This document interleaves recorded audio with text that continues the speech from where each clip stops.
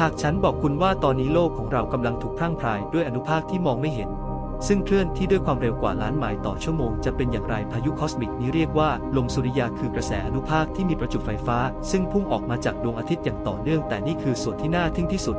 หากไม่มีสนามแม่เหล็กโลกทำหน้าที่เป็นโล่ป้องกันลมสุริยานี้จะกัดกร่อนชั้นบรรยากาศของเราเช่นเดียวกับดาวอังคารเมื่ออนุภาคทะลุผ่านการป้องกันของเรามันจะสร้างแสงเหนือที่สวยงามในท้องฟ้าขั้วโลกแต่ระหว่างพายุสุริยากระแสนี้แรงจนทำลายดาวเทียมท